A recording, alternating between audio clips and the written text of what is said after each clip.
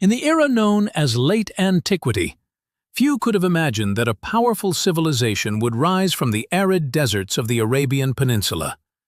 Yet over time, ambitious conquests would see caliphs and sultans ruling over vast territories, navigating periods of both prosperity and turmoil.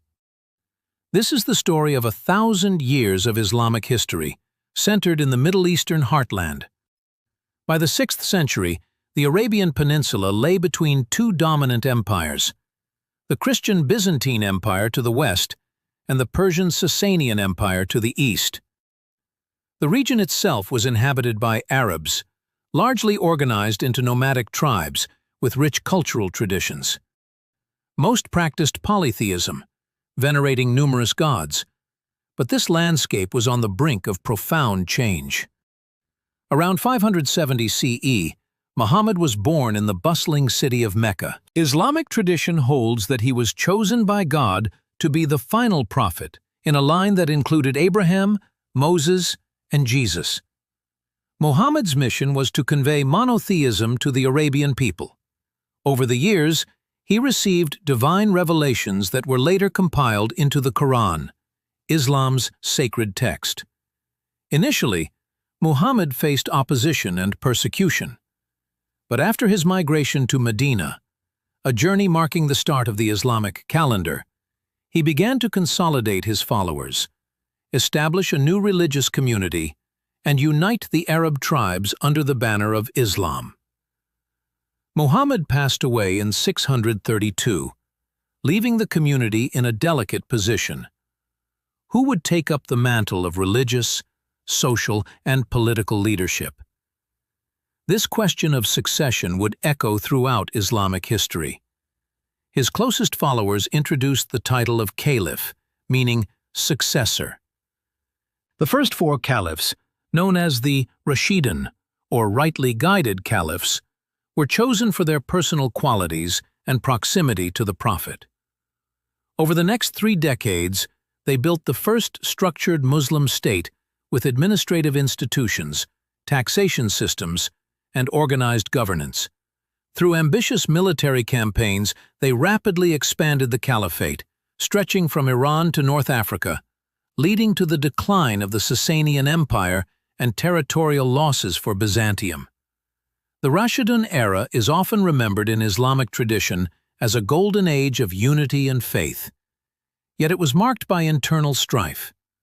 3 of the 4 caliphs met violent ends, and debates over legitimate succession intensified. Ali ibn Abi Talib, Muhammad's cousin and son-in-law, became a central figure in these disputes. His supporters, who would later be called Shias, argued that he was appointed by Muhammad to lead, establishing a hereditary line of leadership. Others, later known as Sunnis, rejected this claim, creating a rift that would evolve into Islam's most enduring sectarian divide. In 661, power shifted to the Umayyads, an Arab family based in Syria, who ruled for nearly a century. The caliphate's center moved from the Arabian Peninsula to Damascus, ushering in a new political order, dynastic succession, where leadership passed from father to son. Under the Umayyads, the second wave of Islamic expansion unfolded, creating an empire that stretched from Central Asia all the way to the Iberian Peninsula. Their westward ambitions were halted at the Battle of Tours, where Frankish forces successfully stopped further Muslim advance into Europe. Caliph Abd al-Malik focused on centralizing authority in Damascus, reinforcing Arab identity, strengthening administration, and commissioning grand architectural projects, including the iconic Dome of the Rock in Jerusalem.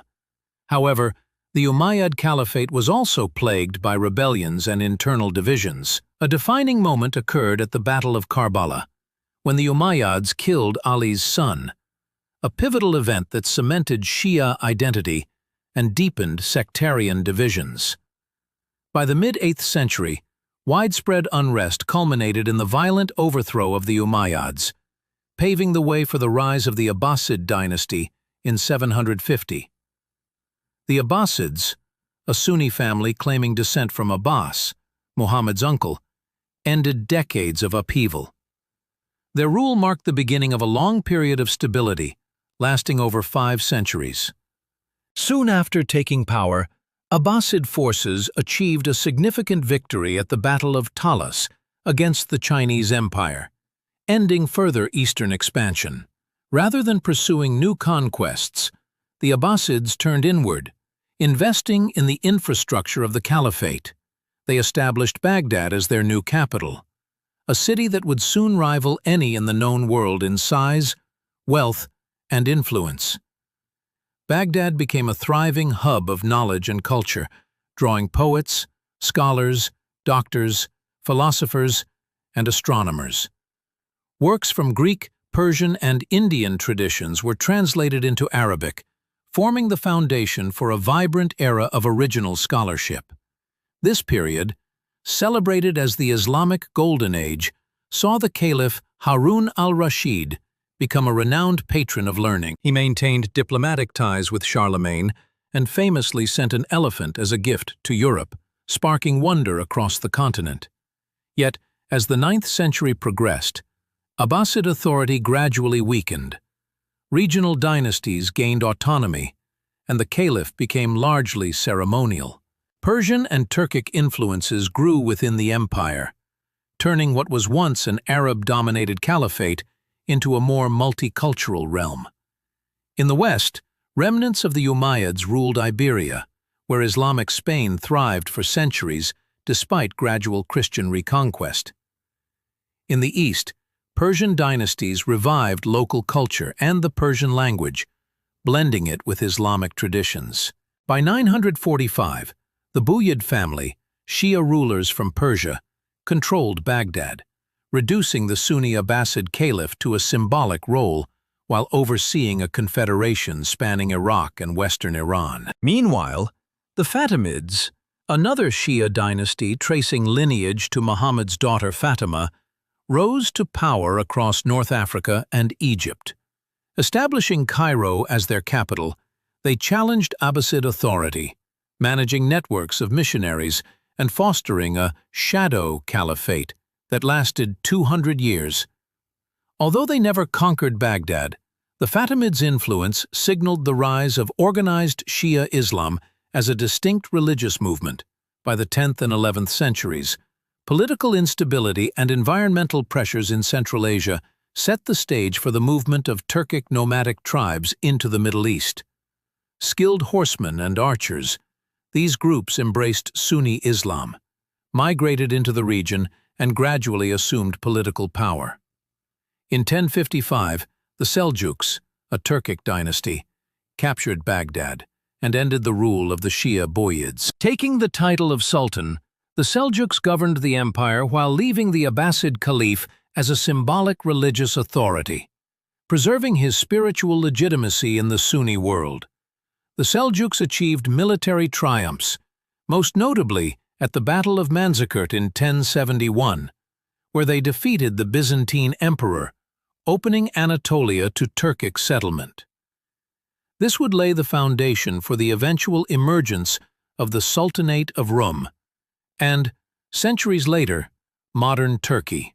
During this period, the Crusades began in 1095, when European forces set out under the banner of the Catholic Church to reclaim holy sites in the Middle East. Crusaders established a series of states along the Mediterranean coast, occupying Jerusalem and other key cities for nearly 200 years. While the Crusaders often viewed Muslim societies as culturally inferior, local leaders like Saladin rose to prominence, demonstrating remarkable strategic and political skill. A Sunni Kurd by heritage, Saladin overthrew the Shia Fatimid regime in Egypt, founding the Ayyubid dynasty. In 1187, he achieved a decisive victory against the Crusaders at the Battle of Hattin, reclaiming Jerusalem and altering the balance of power, though Crusader states lingered for another century. Meanwhile, the Seljuk Empire fragmented, giving rise to new powers such as the Khwarezmian Empire, a Turkic state governing Iran and parts of Central Asia. The 13th century brought a seismic shift with the emergence of Genghis Khan and the Mongol hordes from the steppes north of China. Like the Turks, The Mongols were expert horsemen and archers, but their empire would become the largest contiguous land empire in history, known for both unparalleled mobility and extreme violence. Tragedy struck the Islamic world when the Khwarezmian rulers executed Mongol envoys, provoking a merciless response. By the mid-13th century, Mongol forces had conquered Iran, the Caucasus, and much of Anatolia. In 1258, Hulagu Khan, Genghis Khan's grandson, laid siege to Baghdad. The city was destroyed, its inhabitants massacred, and the renowned House of Wisdom library reduced to ashes, symbolizing the end of the Abbasid Golden Age. The caliph himself met a brutal death, rolled in a carpet and trampled under horses. Turning westward, the Mongols threatened Egypt, where the Mamluk Sultanate, an elite class of Turkic slave soldiers, rose to defend the Islamic heartland. In 1260, the Mamluks achieved an unprecedented victory at the Battle of Ain Jalut, halting Mongol expansion. Under Sultan Baybars, they also crushed the remaining Crusader states, cementing their reputation as defenders of Islam. The Mamluks even revived the Abbasid Caliphate in Cairo, though only as a ceremonial institution, and maintained political dominance for the next 250 years. By the late 13th century, the Mongol Empire had fractured into regional dynasties. Many former Mongol elites adopted Islam and Turkic languages, integrating into local cultures. Among them, the Ilkhanids in Persia proved that Mongol rule could also foster economic, cultural, and intellectual growth. The Ilkhanate eventually collapsed in the 14th century, giving way to the Timurids, whose leader Timur, also known as Tamerlane, combined ruthless conquest with significant cultural patronage. His empire endured in various forms until the late 15th century. Around 1300, a new power began to emerge in Anatolia. Osman, the leader of a small Turkic principality, gradually expanded his territory at the expense of the Byzantine Empire. His successors continued this process, conquering land in Anatolia and the Balkans, eventually establishing the Ottoman Empire. In 1453, the Ottomans captured Constantinople, ending a millennium of Byzantine rule. Renamed Istanbul, the city became the imperial capital and a vibrant center of Islamic culture and administration. Under Sultan Selim I, known as Selim the Grim, the Ottoman Empire expanded dramatically. Employing the latest gunpowder technology, he conquered Egypt in 1517, defeated the Mamluks, and declared himself caliph, asserting leadership over Sunni Islam and ending the symbolic Abbasid Caliphate of Cairo. The Ottoman Empire would grow into a vast and multi-ethnic state, spanning the Middle East, North Africa, and southeastern Europe. To the east, two other major Islamic powers also rose in the early modern period. The Safavid Empire, a Shia dynasty, established the foundation of modern Iran, while the Mughal Empire controlled much of India. Together with the Ottomans, these three states are often referred to as the gunpowder empires, due to their effective use of firearms and artillery, which secured their dominance and stability in the region. The Ottoman Empire would endure for centuries, balancing administrative skill, military innovation, and cultural patronage. It preserved Islamic authority, fostered scholarship, and maintained political unity across diverse populations. Only in the 20th century, after the upheavals of the First World War, did this last great caliphate finally come to an end, closing a remarkable chapter in the history of the Islamic world. A story of conquest and culture, of faith and empire, spanning a millennium from the deserts of Arabia to the heartlands of Eurasia.